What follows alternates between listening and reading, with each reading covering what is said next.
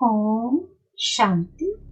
यह आत्मा की शक्ति का पाठ 14 है। परिवर्तन।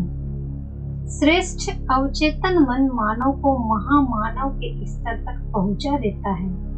अवचेतन मन सहज ही बदलने के लिए तैयार नहीं होता। अवचेतन मन में जमे बुरे संस्कारों को मिटाना पड़ता है तथा श्रेष्ठतम विचारों को जमाना पड़ता है। योग और तप से ये कार्य संपन्न होता है। भीतरी कुसंस्कार ही भवबंधन है, इन्हें तोड़ना ही मुक्ति है। स्थूल सूक्ष्म तथा कारण शरीर का अस्तित्व भिन्न भिन्न होते हुए भी तीनों परस्पर जुड़े हुए हैं। इनकी शुद्धि सेवा की भावना व भाव से होती है।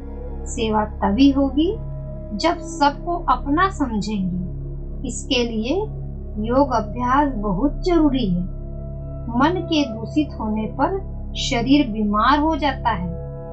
पराये दोष ना देखना, किसी का बुरा ना चाहना, परिस्थितियों का सदुपयोग करना, इससे भी मन शुद्ध होता है। मन शुद्ध होते ही शुद्ध विचार चल पड़ते हैं। इच्छा तथा आदतों से मुक्त होना ही मन के संसार से मुक्त होना है। मन के शुद्ध होने से सभी मोह नष्ट हो जाता है। अनाहत चक्र बैलेंस हो जाने से निस्वार्थ प्रेम जागृत होता है। तब बेहद की सेवा में आगे बढ़ सकते हैं। आध्यात्मिकता में भी आगे बढ़ते हैं। मन को शुद्ध करने से ही आत्मा में शक्ति बढ़ती है। पाठ 15। काया कल्प।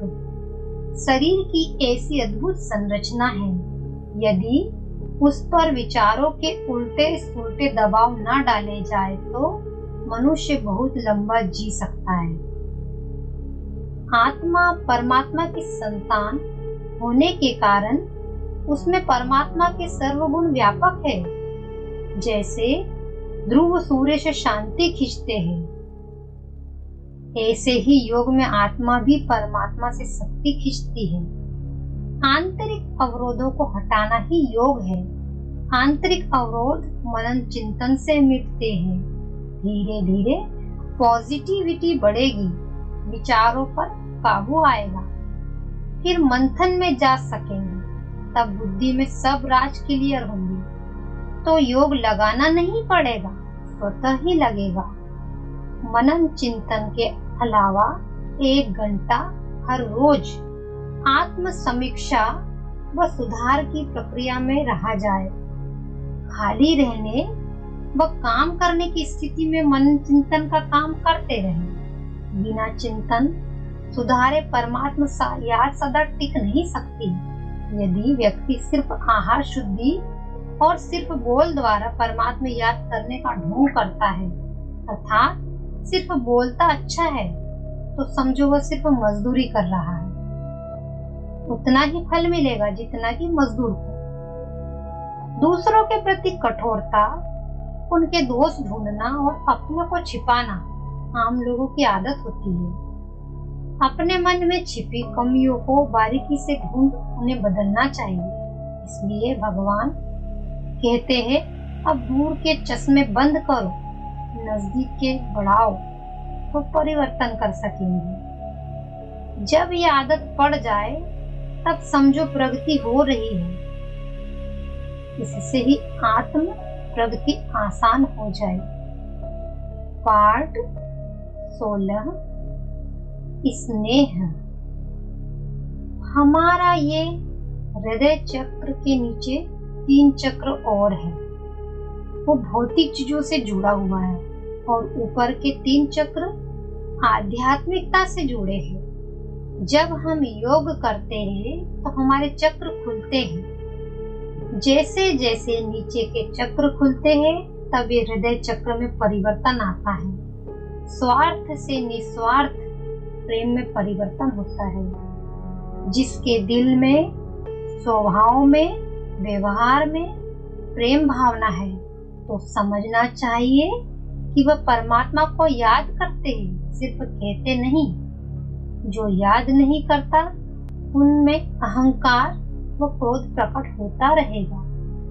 प्रेम वह केंद्र बिंदु है जिसके इर्द गिर्द अनेकों सद्गुण विद्यमान रहते हैं। फूल खिलता है तो भौरे, तितली, मधुमक्खी घूमती हुई दिखाई देती है। जिसके दिल में प्रेम है उसमें दया, सेवा भाव, क्षमा भाव, अपनापन स्पष्ट दिखेगा। स्नेही आत्मा के प्रति अपार सहानुभूति मिलती है। प्रेम किसी व्यक्ति विशेष तक सीमित न रखकर पूरे विश्व के प्रति यदि भावना पैदा हो जाए तो वह संत, ऋषि, देव आत्मा कहलाती है। जिसमें ऐसी महानता है वह इस धरती पर देवता है।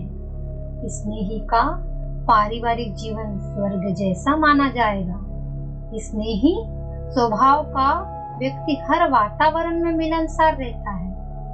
अगर आप रूखे हैं, नीरस है, शुष्क है, कठोर है, निर्दयी है, शोक, संताप, क्लेश, द्वेष, दुर्भाव से पीड़ित है तो समझो आपके दिल में प्यार नहीं है। जिसके दिल में प्यार की भावनाएं उमड़ती है उतनी ही वह परमात्मा के नजदीक खींचा चला जाता है। मन की एकाग्रता स्नेह भावना पर ही निर्भर करती है। मन स्नेह का गुलाम है। जिन व्यक्तियों या वस्तु से प्रेम होता है हमारा मन उन्हीं में लगा रहता है। छोटे बड़े का भाव प्रेम में बाधक है। समानता में स्नेह पैदा होता है। पाठ 17 स्नेह। हमने देखा कि ये प्रेम का चक्र बीच में है। ऊपर का 3 चक्र आध्यात्मिकता से जुड़ा हुआ है और नीचे के 3 चक्र भौतिकता से जुड़े हुए हैं। जब तक ये प्रेम का चक्र निस्वार्थ नहीं बनता तब तक ऊपर आगे नहीं बढ़ सकते।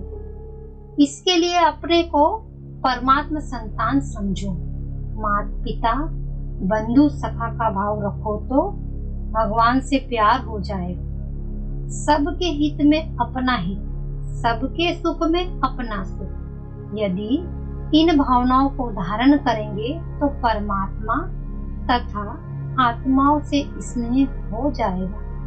परमात्मा प्यार न मिलने के कारण है हम पल पल हार जीत, हानि लाभ, सुख दुख के आघात सहते रहते हैं, जिससे मन की शक्ति नष्ट होती है और हम परमात्मा से कनेक्ट नहीं कर पाते। आमतौर पर शिकायत रहती है कि मन व्यर्थ संकल्पों से हिलता नहीं। इच्छा तो बहुत रहती है परंतु बुरे विचार आते रहते हैं।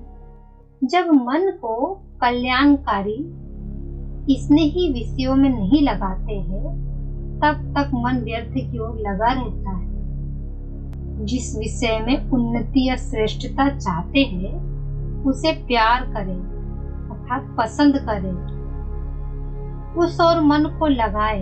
इस काम को करके ही छोड़ूंगा, यह भाव आपको सफल बनाएगा। इसके लिए अच्छी पुस्तकों से प्यार करो तथा सोचो कौन सी पुस्तक पढ़नी चाहिए, पुस्तकें कहाँ से मिलेंगी, किस व्यक्ति की जरूरत होगी।